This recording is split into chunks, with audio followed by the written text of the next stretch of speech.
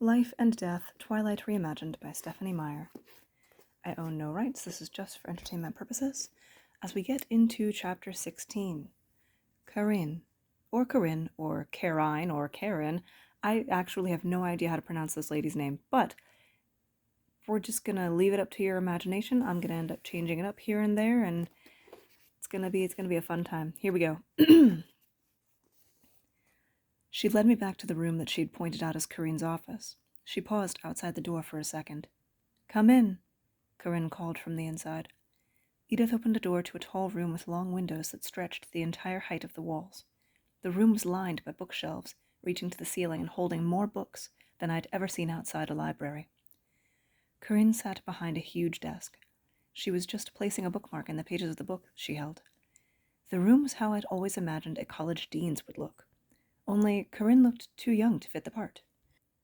Knowing what she had been through, having just watched it all in my imagination, while knowing that my imagination wasn't up to the job, and it was probably much worse than I'd pictured it, made me look at her differently. "What can I do for you?" she asked with a smile, rising from her seat. "I wanted to show Beau some of our history," Edith said. "Well, your history, actually." "We didn't mean to disturb you," I apologized. "Not at all," she said to me, and then to Edith. "Where are you going to start?" "The Wagner," Edith said. She pulled me around in a circle so that we were facing the door we had just walked through. This wall was different from the others. Instead of bookshelves, it was covered by dozens and dozens of framed paintings. They were all different sizes and styles, some dull, some blazing with color. I scanned quickly, looking for some kind of logic, something they all had in common, but I couldn't find any link. Edith pulled me to the far left side, then put both her hands on my arms and positioned me directly in front of one of the paintings. My heart reacted the way it always did when she touched me, even in the most casual way. It was more embarrassing knowing Karine would hear it too. The painting she wanted me to look at was a small square canvas in a plain wooden frame. It did not stand out among the bigger and brighter pieces. Painted in different shades of brown, it showed a miniature city full of steeply slanted roofs. A river filled the foreground, crossed by a bridge covered with structures that looked like tiny cathedrals. "London in the 1650s, Edith said. "The London of my youth," Karine added from a few feet behind us. I jumped a little. I hadn't heard her approach. Edith took my hand and squeezed it lightly. "Will you tell the story?" Edith asked. I turned to see Karine's reaction. She met my glance and smiled. "I would, but I'm actually running a bit late. The hospital called this morning. Dr. Snow is taking a sick day, but Beau won't miss anything." She smiled at Edith now. "You know the stories as well as I do." It was a strange combination to absorb, the everyday life of a small-town doctor mixed up with a discussion of her early days in 17th century London. It was also kind of unsettling to realize that she probably was only speaking out loud for my benefit. With another warm smile, Karine left the room. I stared at the picture of her hometown for a long minute. "What came next?" I asked again, when she knew what had happened to her. She nudged me over a half step, her eyes on a bigger landscape. It was done in dull fall colors and showed an empty meadow in a gloomy forest, a black mountain peak in the distance.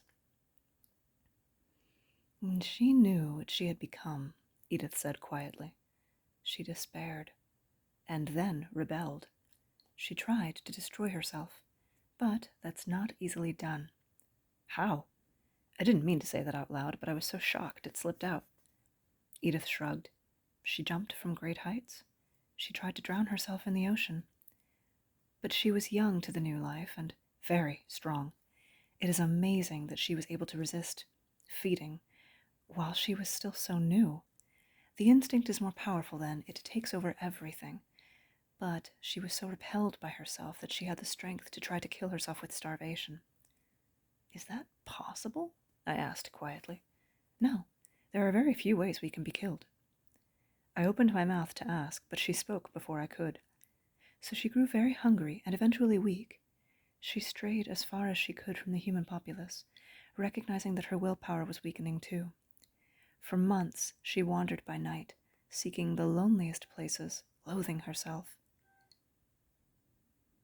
One night, a herd of deer passed beneath her hiding place. She was so wild with thirst that she attacked without a thought.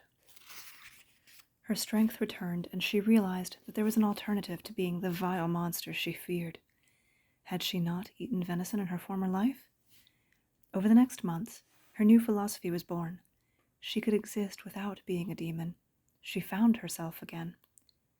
She began to make better use of her time. She had always been intelligent, eager to learn. Now she had unlimited time before her.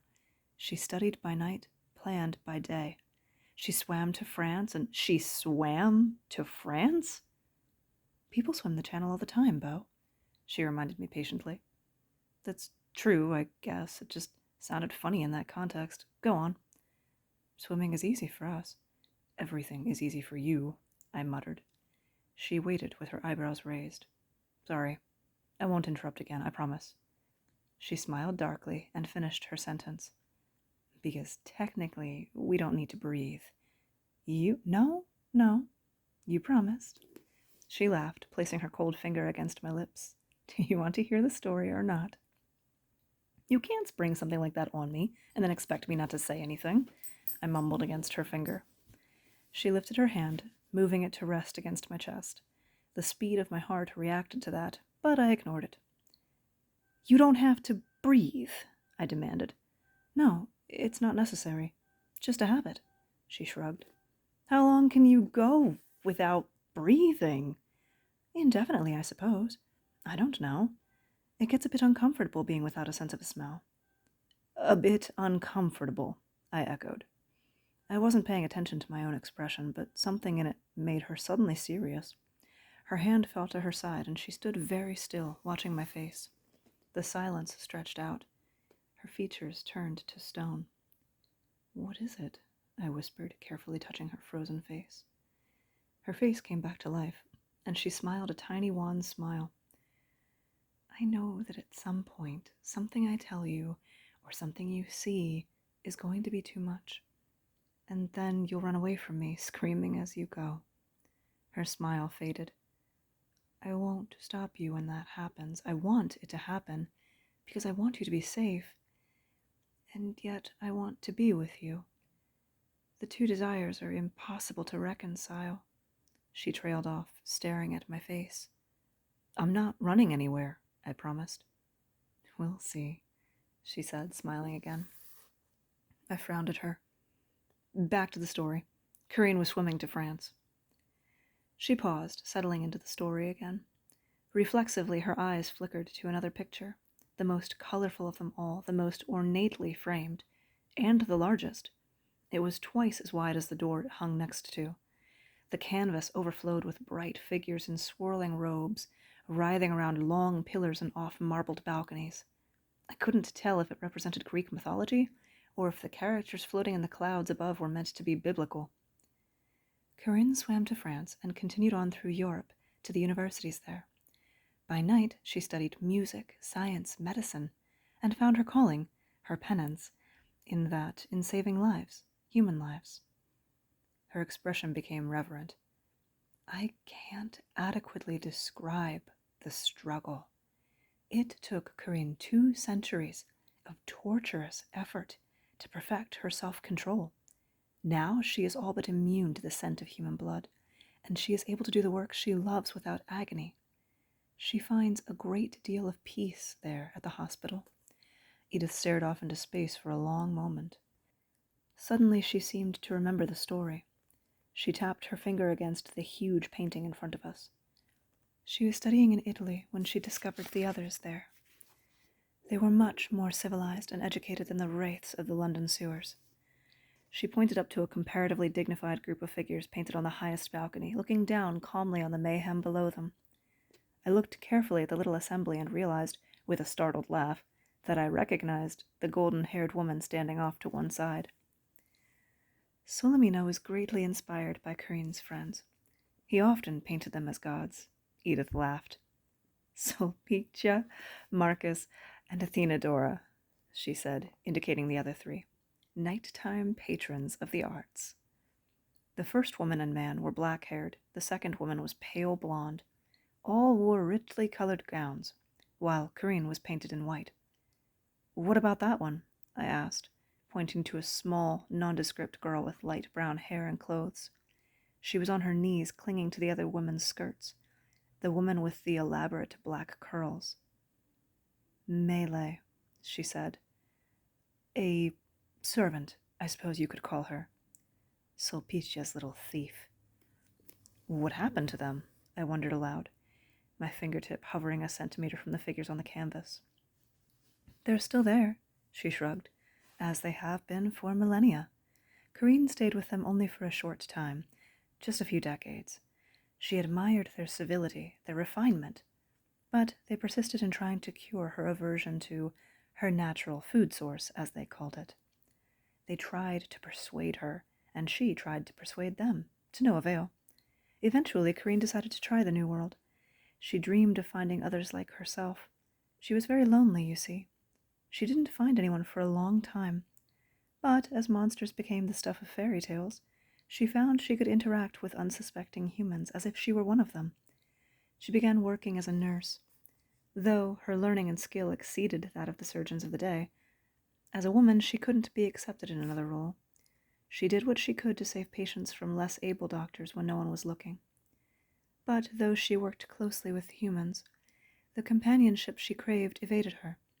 She couldn't risk familiarity.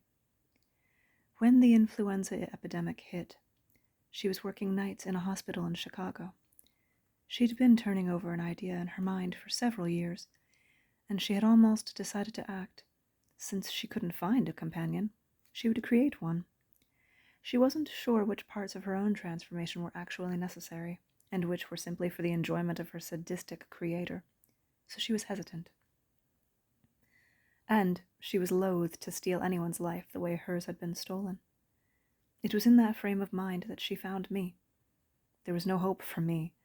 I was left in a ward with the dying. She had nursed my parents, and knew I was alone.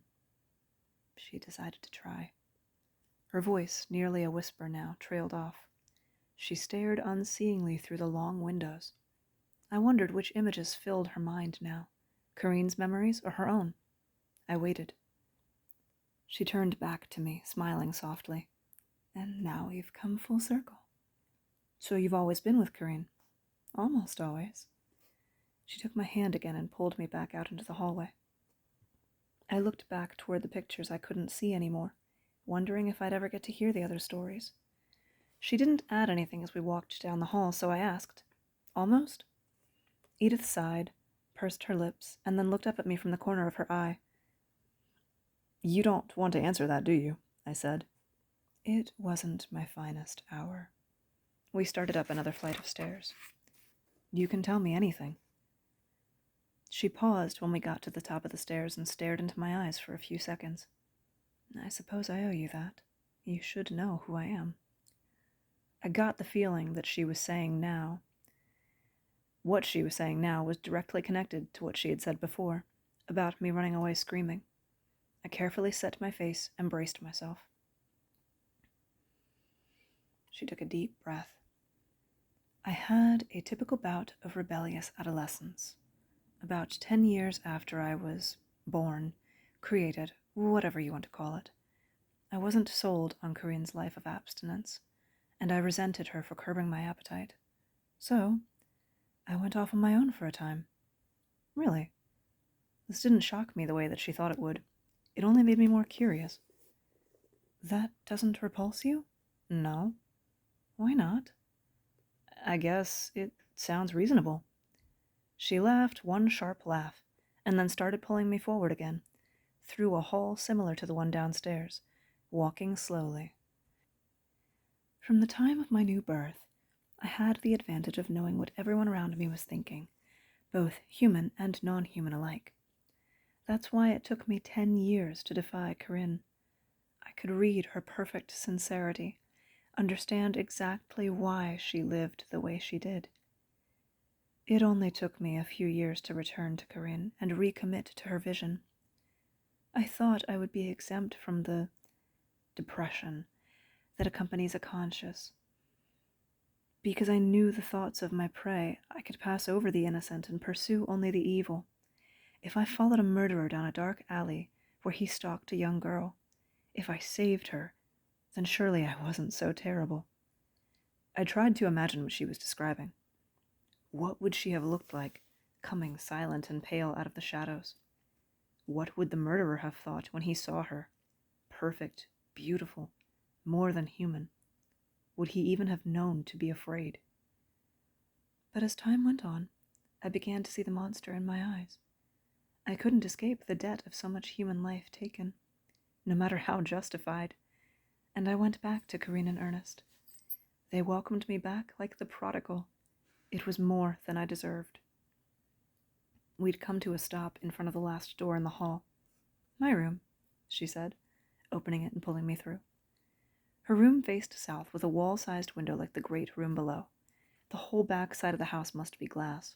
Her view looked down on the wide, winding river, which I figured had to be the Sol Duc, and across the forest to the white peaks of the Olympic mountain range. The mountains were much closer than I would have thought. Her western wall was covered with shelf after shelf of CDs. The room was better stocked than a music store.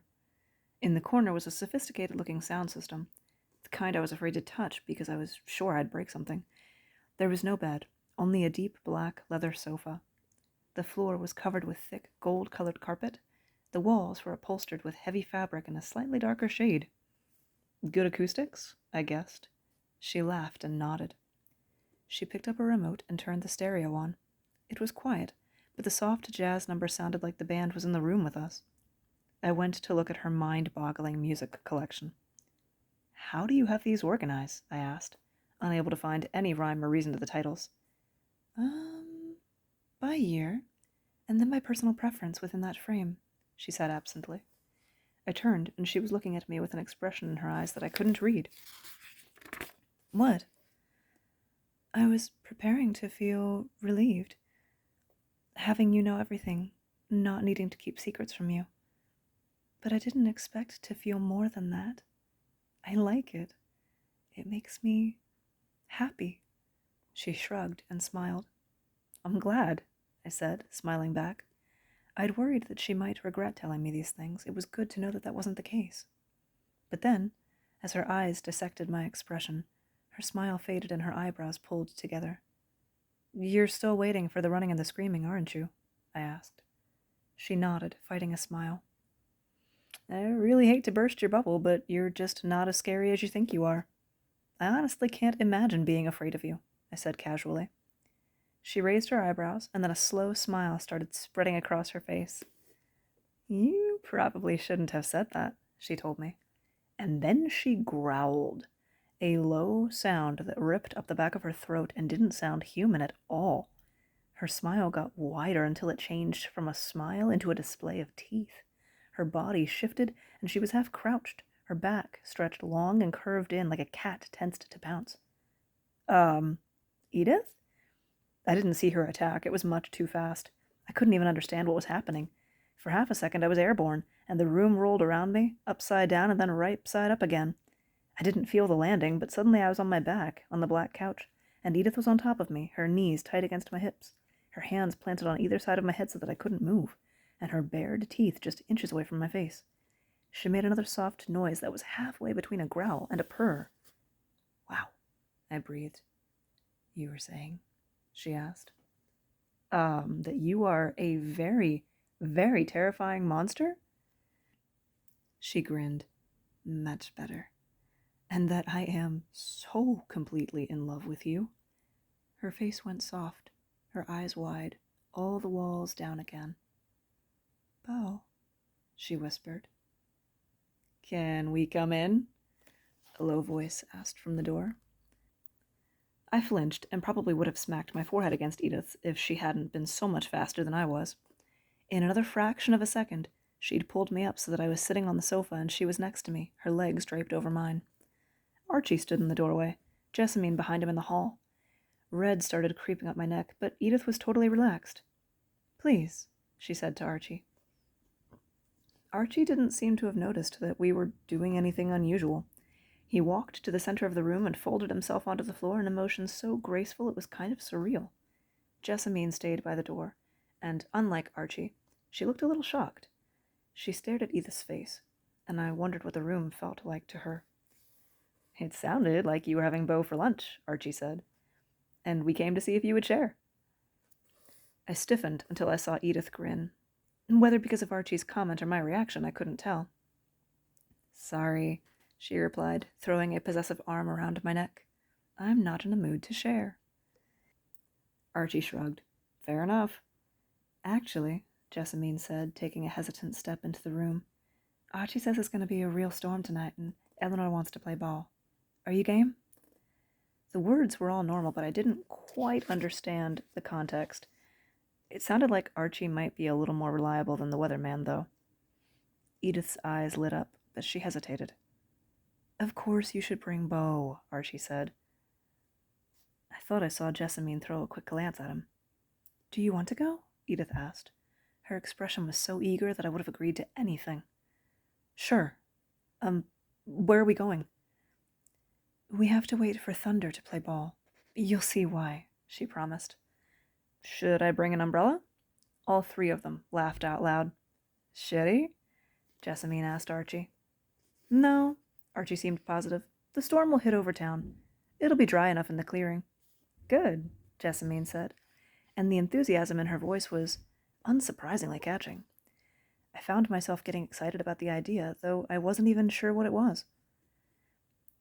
Let's call Karine and see if she's in, Archie said. And he was on his feet in another liquid movement that made me stare. Like you don't already know, Jessamine teased. And then they were gone. So, what are we playing? I asked. You will be watching, Edith clarified. We will be playing baseball. I looked at her skeptically. Vampires like baseball. She smiled up at me. It's the American pastime. And that is chapter 16. Tune in next time for the game.